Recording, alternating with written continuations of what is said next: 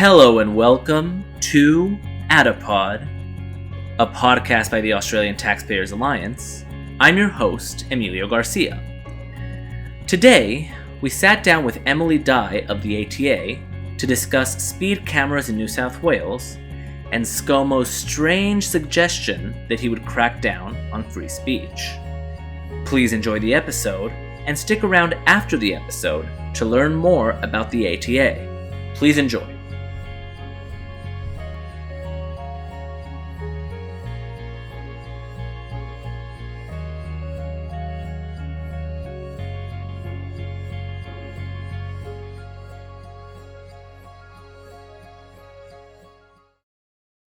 So here we are once again at the Australian Taxpayers Alliance office. I'm joined by Emily Dye, the communications manager for the ATA. How are you, Emily? I'm doing very well, thank you, Emilio. I'm glad to hear it. So today we're going to talk about, you put out a release about this a couple of days ago, and a lot of people are pretty upset about this, and rightly so. So speed cameras. Yes, so the New South Wales government and New South Wales Premier Gladys Berejiklian have moved to remove the signs warning people of speed cameras. And this is under the there's two misconceptions here going on. One, that slower actually means safer. And two, that by removing the signs, people will go slower. Well, it seems counterintuitive to say, we're going to take away the warning that lets you know that you'll be fined for going fast on these streets, and that's somehow going to lead people to drive slower. Yeah, the idea is like there'll be this big brother watching out everywhere, get you if you're going fast.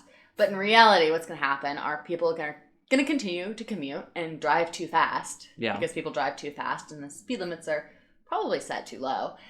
And then they're going to get a ticket after they've driven too fast Monday through Friday. Yeah. That next week, they'll get a ticket in the mail being like, hey, you've got 5 days worth of fines. That's unbelievable. Yeah.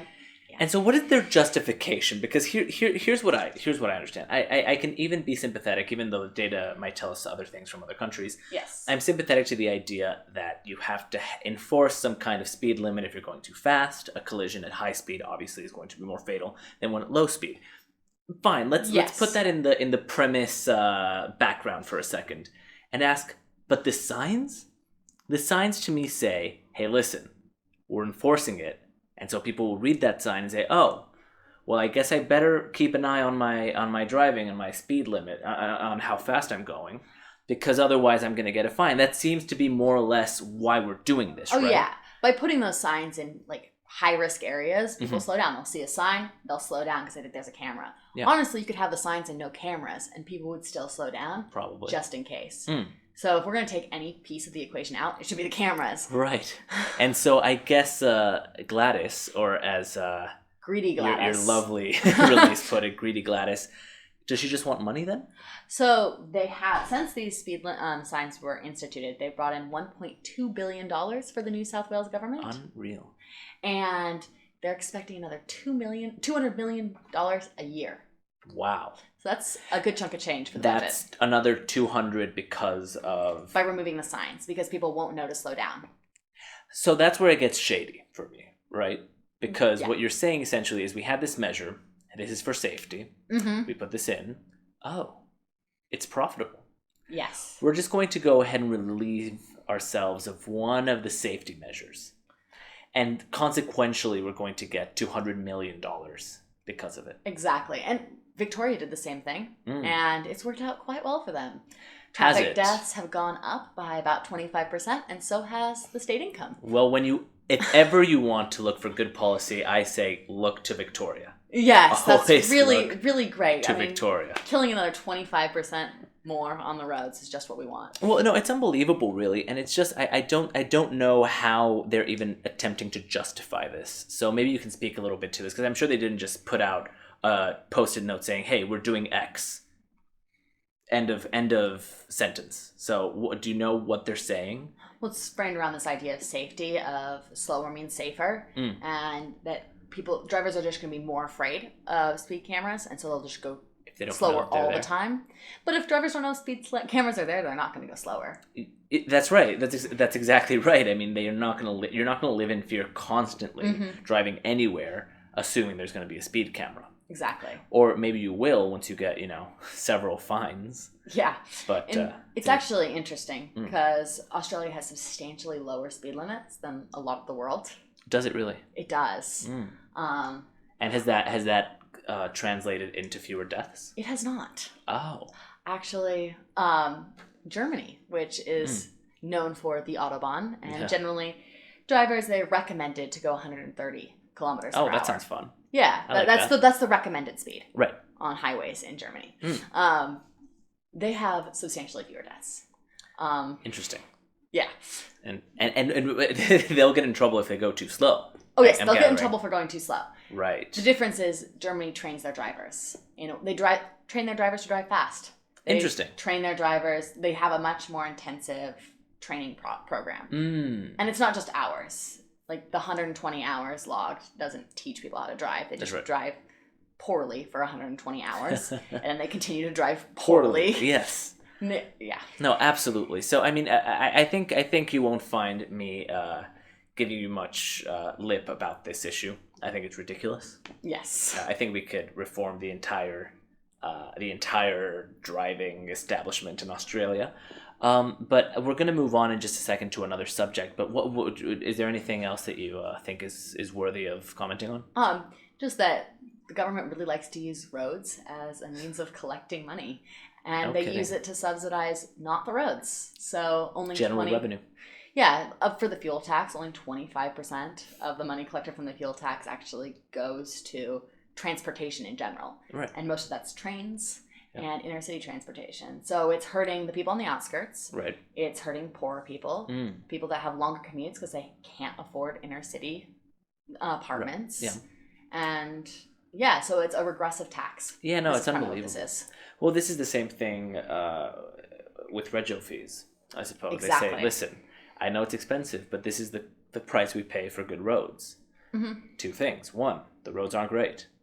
They're better than, I don't know, in Zimbabwe, I'm sure, but we could have some incredible roads if we actually spent all the money we collected. Can you imagine? On the fuel tax on roads. It's made out of gold. I know, it'd be great. Yeah. We could have bike lanes I'm a bicyclist, so we could have we're no longer everywhere. We're no longer friends. Just so you know. Okay. You're an incredible nuisance to society. But that aside, not only does it not go to roads, and the roads aren't that great, but most of it is going to general revenue. Yes. And on top of that, which this is what I find very frustrating, is when we tell people, so we work for the Australian Taxpayers Alliance, and what we really focus on is the reduction of tax regulation and waste, right? I say, okay, but if you don't get taxed, then who pays for roads, among other things? Oh yeah, that's always the question. But roads, it's like, so you're telling me I'm paying 30% in tax at this moment, and that doesn't include roads? You've got to be kidding me. You have got to be kidding. It does not include roads. Because you told me I'm paying this much to keep the roads nice. And they're not nice. And everything else I have to pay on top of it isn't going to roads either. Oh, yeah. What the hell? Yeah. All right. So essentially, moral of the story is Gladys Berejiklian is just essentially pretending to care about safety, but actually taking more of our money. The correct pronunciation of her name is Greedy Gladys. Greedy Gladys. I'm sorry. Yeah, and it's accurate. She's living up to her birth title. Yes. So now we're going to move on to something that happened recently at a federal level. ScoMo essentially is hinting at how would you put it? At putting some kind of legislation in place that would disallow certain climate extremists, climate activists from boycotting certain businesses or industries, or it's complicated. What he said was very vague, but essentially wants to put regulations and laws in place that would disallow people from doing such a thing. So do you want to talk to this a little bit? Oh yeah, absolutely.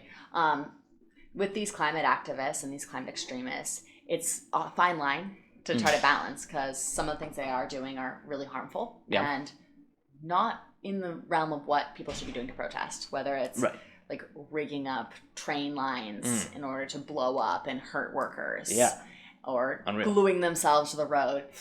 But this next bill is dealing with boycotts, and these protesters are trying to boycott secondary businesses. So the cafe that will service a mining crew and they give them coffee, they're going to boycott that cafe. Wow. So they're taking it to extra levels. Right. And ScoMo wants to crack down on this. Admittedly, they're not really doing any harm by boycotting. Like, they can boycott. They're a very small minority of the population. Yeah, and, that's right. Well, it's shitty. Yeah, it's stupid. It's stupid. Yeah. But it's like it's not doing any harm, and they are using free speech. It's like if the Greens boycotted us. Yeah. Which I mean, they can do. We prefer not to. We wouldn't go knock on their door and say, hey, please boycott us. Well, I like Cafe Hernandez down the road. It's if the Greens started boycotting Cafe Hernandez, because that's a better example. Yeah. But who is actually going to stop going there because of it? Very few people hold these extreme green views. And not green political party, though the affiliation is more or less accurate, but like the extremist climate rebellion, Extinction Rebellion type thing. But I think it goes beyond that. So first of all, yes, it's stupid because it's not even necessary. Yeah. If you boycott this cafe or this supplier or whatever, very few people are actually going to bend to that will. But my issue is, what about your right to advocate for a boycott? Oh yeah, you should have every right to make the purchases you choose to purchase. Yeah. Like, if you have a problem ethically with some organization, you have every right to not buy that product. Yeah. Whether that's effective or not is questionable. You also have the right to tell people, hey, listen, I'm not buying from this company, and I don't think that you should either. Yeah. And help me spread the word. That's just general advocacy. Exactly. That's a very important part of free speech. This could crack down on vegans everywhere. Yeah, and listen, I mean, you're trying to sell me on it right now. But Sorry. No, I don't mind vegans. The thing is, I feel this is one of two things. This is either a very preoccupying hint at a very bad policy, or it's pandering. And it's ScoMo going up there and saying, hey, listen, industry friendly to me. We're going to do this thing against the bad people who we don't like. Those, bad soy boys who are always causing all types of trouble. That's one thing. Yeah. That's what I hope it is, that he's just pandering and going to let this go. Yeah, and he could also be pandering just to the general public. Because everyone hates these people. Yeah. I mean, that's the fact of the matter. If you do think that we're going extinct, that we're going to be extinct in 12 years, this is probably the worst strategy you could take of making everyone hate you. Because then no one's going to want to listen to you. Like, we're going to die in 12 years? Shut up. But that's beside Let me live my life. Exactly. What's left of it. Exactly. I want to have a good 12 years. No, but if it's not that, if it's not just him kind of pandering and trying to make himself look good, this could be problematic.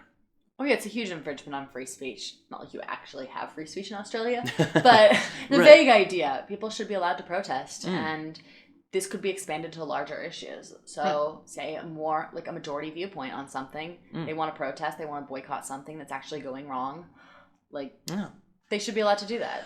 Well, that's the issue, right? The issue is that you don't really want to give the government the power to curb any type of speech, really, except for the one that incites violence and the one that can cause an unnecessary panic, because that can be abused. And we've already seen this. So we have the hate speech laws federally. These have already been abused. We've seen people just targeted, and some bureaucrat or some politician or some activist with an agenda will say, oh, this person is in breach of this hate speech law. Yeah. You need to. And there were these two uni students who essentially were dragged through the mud and had to undergo a terrible legal process for essentially saying something that an activist didn't like. Yeah. And they were I mean, what the government did to them is very preoccupying. So the fact that we already have restrictions on free speech, that's not a good thing. Blasphemy laws are, of course, a very bad thing. But this is taking it a step further, saying, also, if we can't really get you on hate speech, well, then we're going to get you some other way. So if we don't like your advocacy on X, we can't stop you by saying, oh, that's hate speech. So we'll just go after the fact that you're attacking a certain industry. And to me, that just gives the government essentially full reign to shut anyone down. Oh, pretty much. And get very sinister. Yeah. I mean, on the other side of it, you could have, say, the climate activists have finally decided that eating babies is the solution. They could have the baby sandwich shop. Yeah. And we could be boycotting the baby sandwich shop because obviously. Yeah.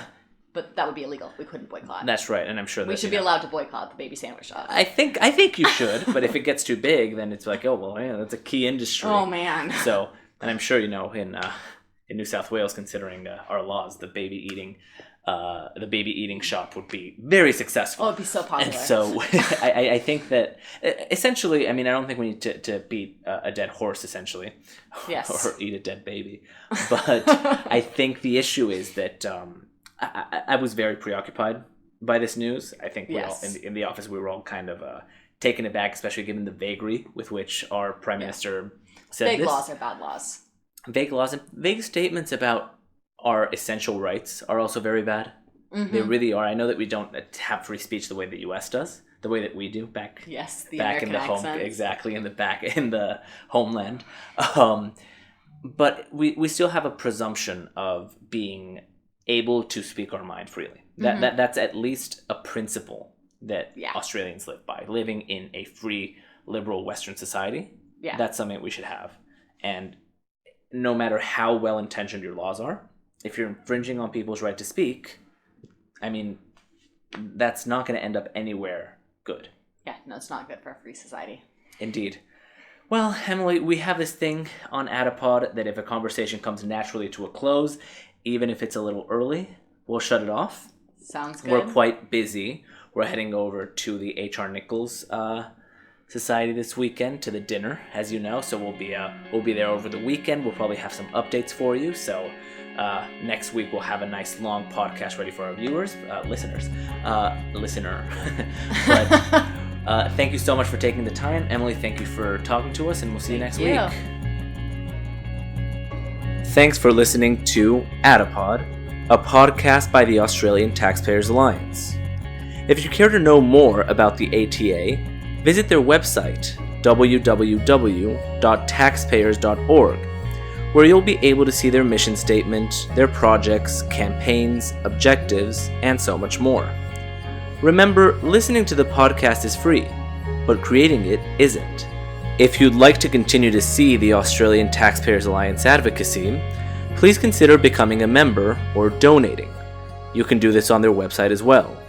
This has been Adipod. We'll see you next time.